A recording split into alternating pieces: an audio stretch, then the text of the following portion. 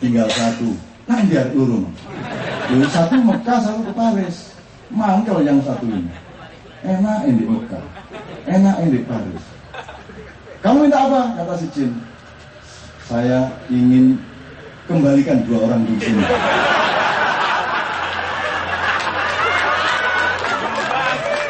Blok, 2 orang itu balik ke situ. Loh aku di sini lagi. Ya kamu enak aja tinggal saya. Nah itulah mentalmu wahai bangsa Indonesia. Yang ketiga inilah mental bangsa Indonesia. Kalau dia agak berpikir panjang dikit aja, dia tinggal minta, saya minta ke Mekah dan saya naik haji, kemudian tiba-tiba saya sudah ada di Paris. Lah enak dong. Tapi enggak, dasar karena dengkinya luar biasa, pokoknya enggak suka ada orang lain sukses, kembalikan 2 orang itu ke sini. Yang itu kan. Nah teman-teman sekalian, mohon Anda belajar bersyukur dan belajar apa yang saya bilang tadi. Ketentraman adalah menenteramkan orang lain. Kalau Anda mempelajari itu, maka Anda tidak akan menjadi jamaah haji nomor 3 ini. Maka ketiga-tiganya akan bahagia. Atau kalau Anda lebih intelektual lagi, jangan minta kepada jin untuk ke Mekah terus ke Paris. Enggak, minta ke Paris dulu, berfoya-foya, berdosa sampai dosanya gede banget, baru ke Mekah minta maaf. Kan gitu kan? Lalu lebih cerdas. Iya. Ini dan kita tuh punya kecerdasan seperti itu, cuman ditutupi oleh rasa dengki yang terus menerus.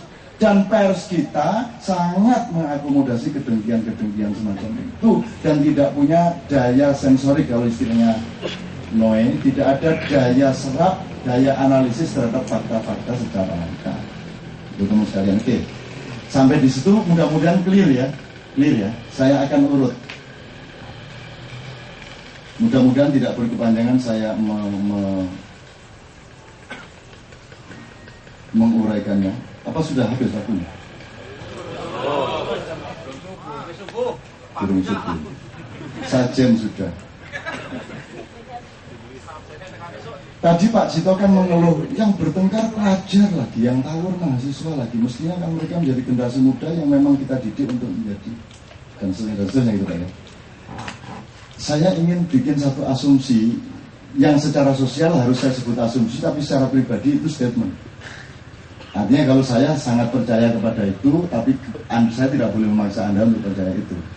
Bahwa krisis yang kita alami ini bukan krisis moral, etika, kesopanan, bukan. Krisis kita ini krisis mental. Krisis mental. Kalau bahasa lainnya sakit jiwa. Jadi mahasiswa bertengkar itu bukan karena dia suka bertengkar,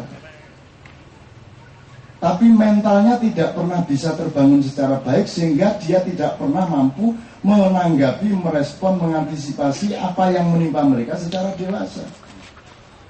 Kalau moralnya oke-oke saja kok, baik-baik saja kok, tapi mentalnya tidak kuat. Kita tidak suka kepada Soeharto karena tidak kuat kita melihat betapa kayanya Soeharto sementara saya kayak begini. Akhirnya yang terjadi adalah kebencian kita yang permanen dan absolut kepada Soeharto. Padahal aslinya adalah karena kelemahan mental kita tidak mampu melihat ada orang lain yang bahagia sementara kita tidak bahagia. Itu sama dengan 2 orang teman satu SMA, 10 tahun kemudian si A menjadi bupati, tapi temannya si B hanya menjadi tukang becak di kota yang sama. Apa tidak menderita ini tukang becak? Gitu loh. Nah ini kejadian seperti ini sangat banyak di Indonesia. Jadi krisis itu krisis mental sebenarnya. Nah kenapa mental kita seperti ini? Kalau moral itu tidak ada hubungannya sama hati sebenarnya. Kalau moral itu hubungannya sama pengertian-pengertian pikiran. Kalau mental itu sangat berkaitan dengan struktur nurani atau struktur hati. Jadi karena kita ini marah terus, maka mental kita tidak pernah kokoh, maka kita gampang melakukan hal-hal yang destruktif. Kita ke belakang, kenapa mental kita tidak pernah kokoh? Kenapa kita marah terus? Karena kita belum pernah mengalami menjadi warga negara yang terpenuhi hak-hak dasarnya. Selama ada negara Indonesia, belum pernah ada pemenuhan kewajiban dari pemerintah terhadap hak-hak dasar warga negaranya. Sampai hari ini kita merasa tidak puas, sehingga kita selalu curiga sama orang lain, selalu tidak percaya sama orang lain, selalu tidak terima sama keadaan orang lain, apalagi yang lebih sejahtera daripada kita. Jadi pemenuhan hak dasar itu apa? Ya pertama ekonomi, kedua hak politik, ketiga hak sosial budaya, dan seterusnya. Jadi sebenarnya asal-usulnya ya krisis mental yang disebabkan oleh tidak terpenuhinya secara terlalu lama dan secara permanen hak-hak dasar sebagai warga negara. Maka kita akan sampai ke soal pendidikan, sampai kepada soal konstitusi, sampai kepada semuanya. Lalu bagaimana mau terpenuhi wong negara ini tidak jelas filosofinya? Mau niru Amerika apa Afrika apa Eropa tidak jelas. Mau pakai demokrasi yang mana tidak jelas. Tidak ngerti bedanya negara sama pemerintah. Presidennya aja tidak ngerti bedanya negara sama pemerintah. Pegawai negerinya itu pegawai yang subhat.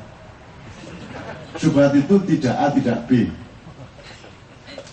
Seharusnya dipertegas pegawai negara atau pegawai pemerintah.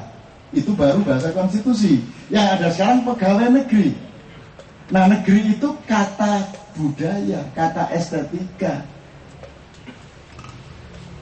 Tidak ada di dalam bahasa hukum ada pasal mengenai negeri, yang ada negara. Kan begitu. Nah, kenapa birokrasi resmi dengan undang-undang resmi tapi memakai kata negeri? Kita kembali kepada epistemologi. Kalau padamu nyanyi, ya padamu negeri. Karena kita berada di ranah estetika. Kalau padamu negara, nggak enak. Tapi kalau Mars bisa masuk kata negara. Kalau Mars ini padat, material. Itu kata negara gampang masuk. Ini kalau dalam rumus-rumus estetika. Jadi jawabannya bukan pendidikan supaya anak-anak tidak bertengkar. Tidak bisa. Tetap akan bertengkar selama kebutuhan dasar itu belum terpenuhi. Maka kita betul-betul membutuhkan satu perubahan yang mendasar agar supaya yang terfilter menjadi pemimpin itu adalah orang-orang yang akan mampu memenuhi itu. Dan kita ini orang yang negara yang akan paling terakhir untuk mampu memilih pemimpin yang benar. Kalau Iran itu sudah ada sistemnya berdasarkan tradisi budaya Syiah. Untuk jadi calon presiden itu difilter dari bawah. Jadi setiap saat mereka itu memfilter pemimpin, babak penyisian, nanti ada babak pergelapan final. Begitu nanti ada pemilu presiden, finalis-finalisnya sudah tersedia dan sudah diketahui sejak lama. Karena ada proses kualifikasi dari rakyatnya dan umatnya. Di Indonesia siapa saja bisa menjadi pemimpin sewaktu-waktu, tergantung menang apa tidak tendernya, kan begitu. Amerika masih lumayan lulus bisa milih Obama meskipun itu karena capek dengan perang, capek dengan hantaman krisis global yang disebabkan oleh mereka sendiri. Maka akhirnya Obama Al-Barokah itu Barack Al-Barokah mendapatkan momentum yang bagus. Tapi Amerika sudah lulus untuk mendapatkan pemimpin yang mudah-mudahan cukup baik. Indonesia masih lama lulusnya. Kenapa? Karena Indonesia ini paling bandel, paling dahsyat. Jadi kalau orang Amerika dikasih satu kali tsunami gitu, waduh sakitnya tidak karu-karuan. Tapi kalau orang Indonesia dikasih apa saja itu cengengat, ketawa terus, tidak hancur-hancur kalau bahasa Indonesia. Ini bangsa gawat betul. Maka mereka lah yang akan memimpin dunia pada suatu hari. Dan saya berharap itu tidak terlalu lama. Tapi saya sudah berjanji sama Sabrang untuk tidak mengungkapkan hal-hal yang masih belum saatnya kita kemukakan. Tapi yang penting optimismenya seperti itu. Saya sama dia sedang bekerja sama untuk proyek-proyek masa depan Indonesia. Itu tidak serem-serem amat, dan bukan karena saya sama dia ingin berkuasa, tidak.